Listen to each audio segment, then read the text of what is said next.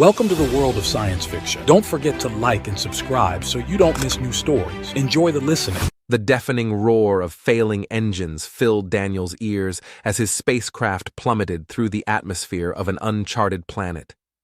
His hands flew across the control panel, desperately trying to stabilize the craft, but it was no use. The ground rushed up to meet him, and everything went black. When Daniel regained consciousness, he found himself amidst the smoking wreckage of his ship. Miraculously unharmed, he muttered, "Stranded on an alien world with no way to call for help. Perfect." A rustling in the nearby foliage caught his attention. Daniel tensed, reaching for the blaster at his hip. Suddenly, a striking blue-skinned female humanoid emerged, her features alien yet hauntingly beautiful.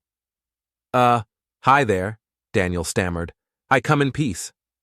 The alien, with a melodic and otherworldly voice, responded, "Welcome, stranger. I am Init, leader of the Oran. What brings you to our world?" Surprised she spoke English, Daniel explained, "My ship crashed." More blue-skinned figures appeared, all stunningly attractive.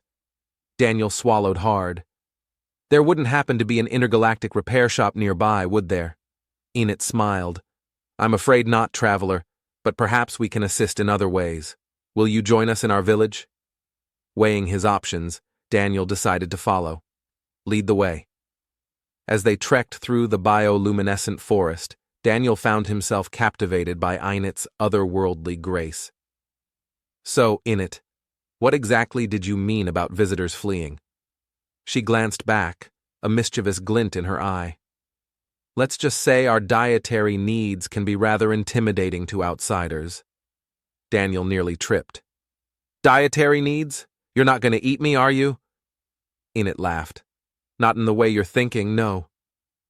They emerged into a clearing where alien structures, resembling giant glowing flowers and mushrooms, surrounded a large pulsating crystal. "Welcome to our home," Enid said. "Where are all the men?" Daniel asked, noticing their absence. "There are no men here, not anymore," Enid replied, leading him to a communal gathering place. Settling onto cushions, Daniel noticed the other Oran women eyeing him hungrily. "What's the deal with this place?" Enid leaned forward. "Our species survives on sexual energy, Daniel. The men fled, fearing we would drain them completely. Now, our people are slowly starving." Daniel's mind raced. "So you're like sexy energy vampires?" "Perhaps," Enid said, her expression softening. "We would never force you, Daniel. But maybe we can come to an arrangement. You need repairs, we need energy. Surely there's a mutually beneficial solution." Daniel considered the implications. "I'll have to think about that." Enid nodded. "In the meantime, let me show you around." As Daniel toured the village with Enid, he grew fascinated by the Oran customs and their bioluminescent surroundings. He watched a group of women perform an elaborate dance and asked, "Is this some kind of traditional ceremony?" Enid nodded. "Yes, it's a ritual dance meant to entice potential mates." One dancer lunged toward Daniel, and he instinctively dropped into a fighting stance. The Oran women burst into laughter. Enid placed a calming hand on his arm. "Peace, Daniel. It's not an attack." Daniel's face flushed. "Oh, well, don't I feel like an idiot?" Enid smiled.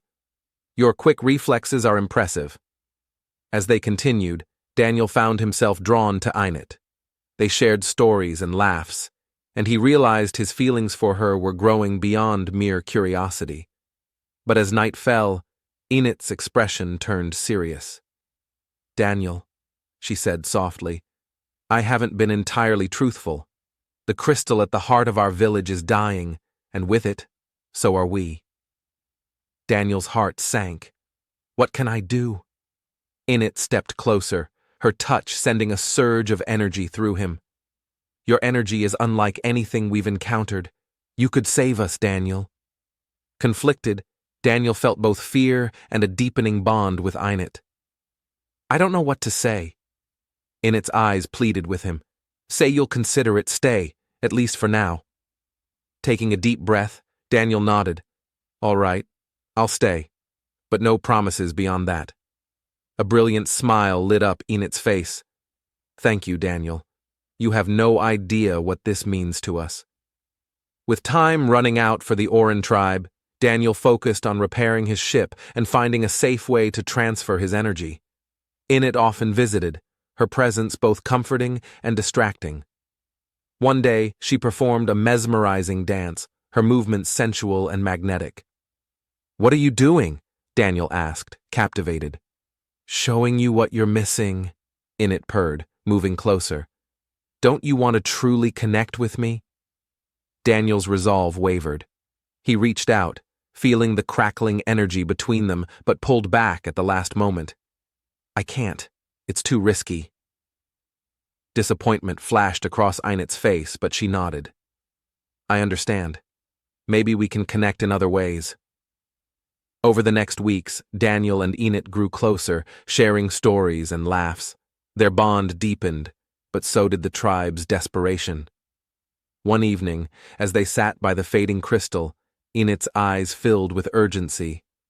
Daniel, we need you. The crystal is dying faster than we thought. Daniel's heart ached. He cared for Enid and didn't want to let her down. What do I need to do? Enid took his hands, her touch electric.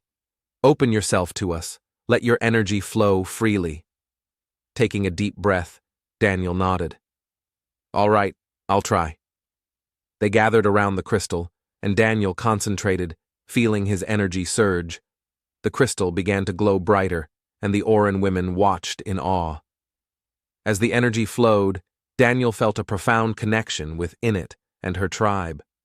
When it was over, the crystal pulsed with renewed life. Enid's eyes shone with gratitude. You did it, Daniel. You saved us. Exhausted but relieved, Daniel smiled. I guess I'm staying a bit longer then. Enid's embrace was warm and filled with promise.